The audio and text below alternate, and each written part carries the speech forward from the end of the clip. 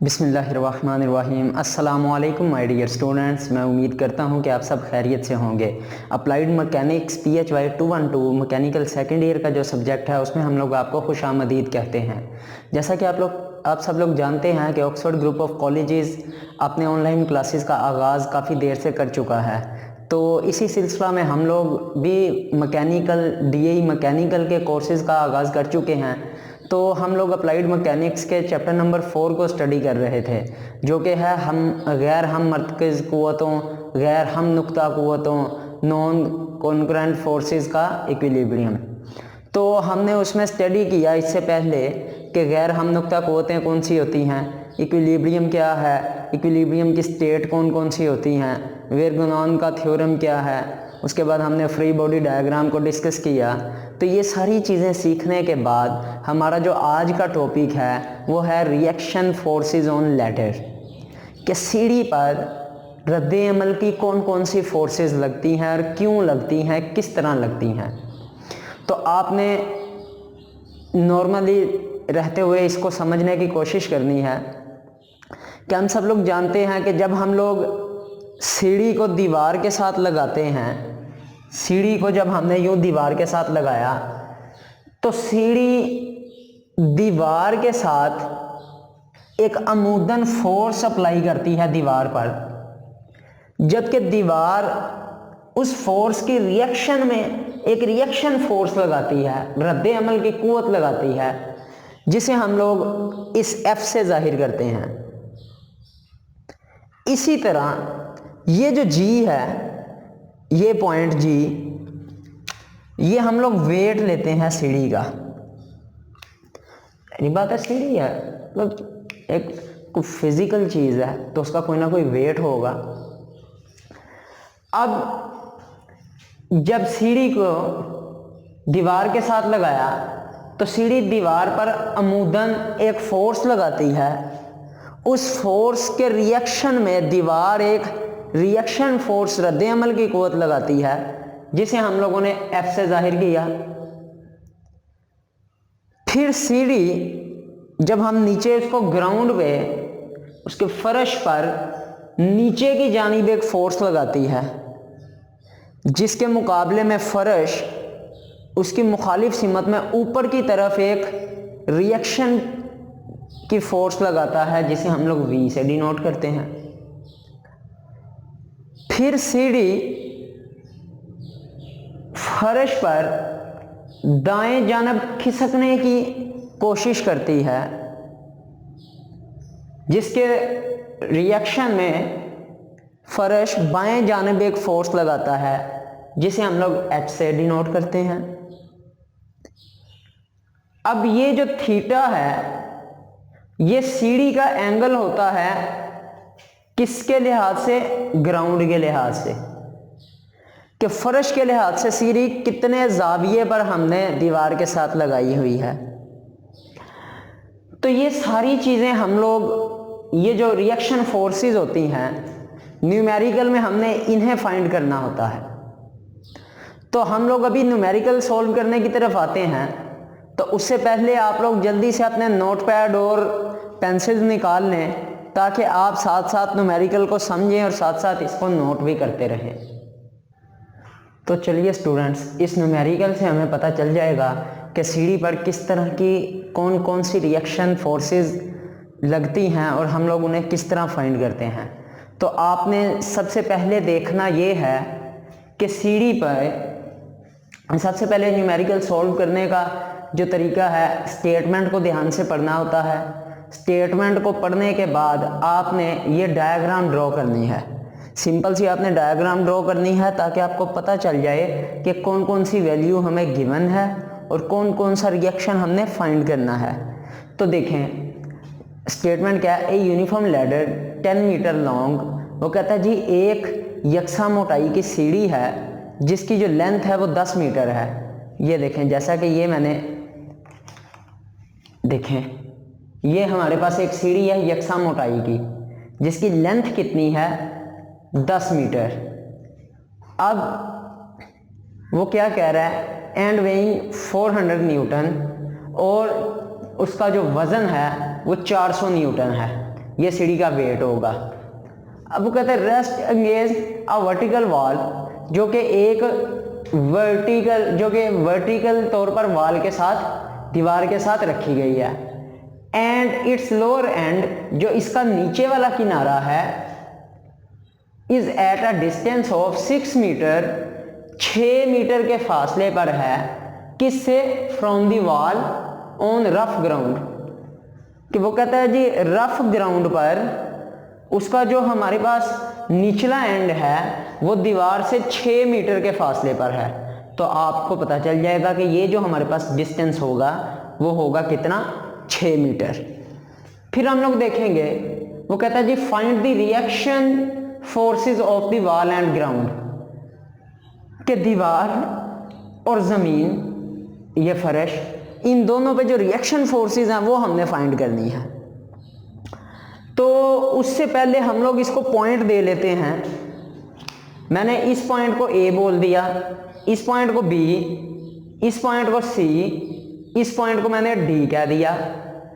अब हमें पता है कि दीवार जो फोर्स लगाता है वो अमूदन होती है दीवार के, रिएक्शन फोर्स, क्योंकि सीढ़ी को जब हम दीवार के साथ लगाते हैं तो सीढ़ी दीवार के अमूदन एक फोर्स लगाती है, जिसके रिएक्शन में दीवार एक फोर्स लगाती है, जिसको हम लोग एफ से डिनोट करते हैं। तो एक तो हमने फाइंड करनी है जी रिएक्शन ऑफ वॉल, एफ जो है फोर्स। फिर हमने फाइंड करनी है रिएक्शन ऑफ ग्राउंड। अब ग्राउंड पे बेसिकली 2 तरह की रिएक्शन फोर्सेस लगती हैं, ठीक है? कौन सी? जब हम सीढ़ी को ज़मीन पे लगाते हैं तो सीढ़ी ज़मीन पर नीचे की तरफ एक फोर्स लगाती है, जिसके नतीजे में रद्दे अमल की फोर्स फर्श ऊपर की जानिब लगाता है, जिसको मैंने ये वी से डिनोट किया। इसी तरह सीढ़ी बाएं जानिब खिसकने की कोशिश करती है, जिसके नतीजे में फर्श दाएं जानिब एक फोर्स लगाता है, जिसको हम लोग एच से जाहिर करते हैं। अब इन दोनों फोर्सेस का जो रिजल्टेंट होगा हमारे पास, ये इसको हम लोग जाहिर करते हैं आर से। तो ये आर रिएक्शन फोर्स होगी ग्राउंड की मजमूई तौर पर। तो ये 2 फोर्सेस हमने फाइंड करनी है।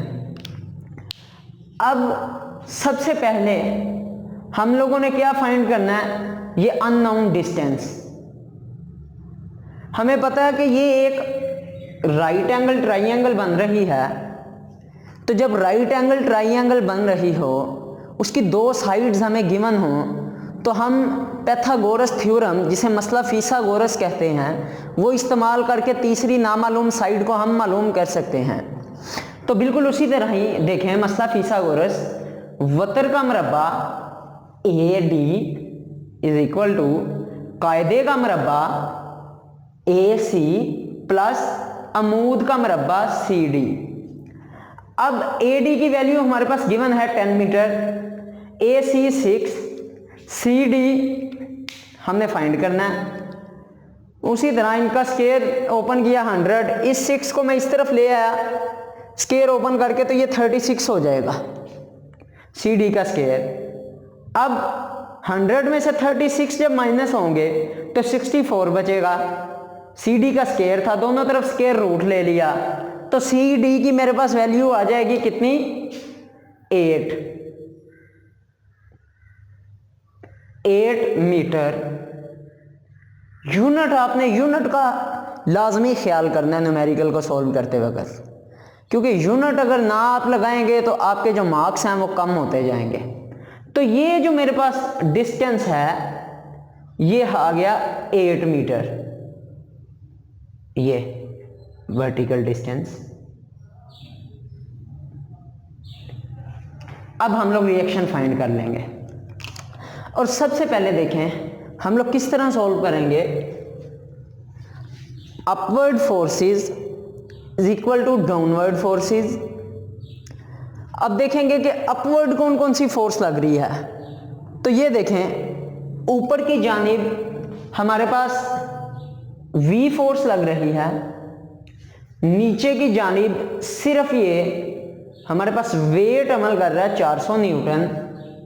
तो हम लोग लिख देंगे V is equal to 400 newton. तो ये मेरे पास क्या आ जाएगी, ये मेरे पास आ जाएगी V की value, V is equal to 400 newton. फिर हम लोग बोलेंगे left hand forces equal to right hand forces. अब देखें लेफ्ट हैंड को कौन सी फोर्स अमल कर रही है, F, राइट हैंड को कौन सी फोर्स लग रही है, H, तो मैं वो फोर्स लिख लूंगा। ये सारी चीजें हमें उस सूरत में बिल्कुल सही मालूम होंगी जब हम लोग इस डायग्राम को ड्रॉ करेंगे। इसी तरह हम नेक्स्ट मूवमेंट लेंगे इसके पॉइंट A पर। पॉइंट A को हम लोग फलक्रम बना लेंगे और उसके गिर्द मूवमेंट लेंगे। तो हमें पता मूवमेंट का असूल है clockwise movement is equal to counter clockwise movement. अब क्लॉकवाइज मूवमेंट में देखें, ये जो वेट इसका है, ये जो फोर्स लग रही है 400 न्यूटन की, ये इस सीढ़ी को क्लॉकवाइज घुमाएगी और इसका जो आर्म होगा, वेट आर्म, वो है जी 3। तो मैंने जस्ट लिख दिया 400 मल्टीप्लाई बाय 3।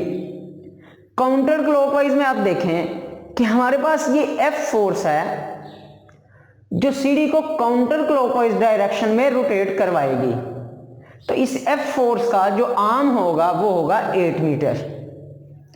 तो मैंने इसी तरह ही लिख दिया 400 मल्टीप्लाई बाय 3 1200 डिवाइडिंग बाय 8 तो 150 न्यूटन हमारे पास वैल्यू आ गई F की। अब यहां पे हमने देखा था F is equal to H, तो जो हमारे पास स्टूडेंट्स F की वैल्यू होगी वही वैल्यू हमारे पास हो जाएगी H की। F is equal to H क्या वैल्यू हो जाएगी 150 न्यूटन। अब हमने रिएक्शन फोर्स फाइंड करनी है ग्राउंड की।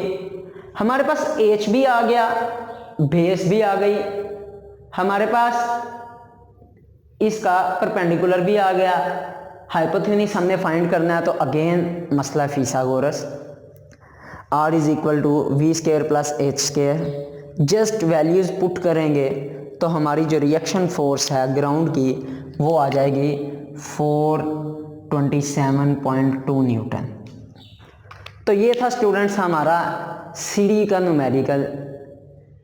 अगर उसमें 2 साइड्स दी गई हों और हमने तीसरी साइड फाइंड करके हम लोग क्या कर लेंगे, सारी वैल्यूज निकाल लेंगे। अब हमारे पास अगर प्रॉब्लम में एक साइड गिवन है होती है, उसके साथ वो एंगल दे देता है, तो फिर हम उसे किस तरह सॉल्व करेंगे, तो ये हम लोग अभी नेक्स्ट न्यूमेरिकल में देखते हैं इसे।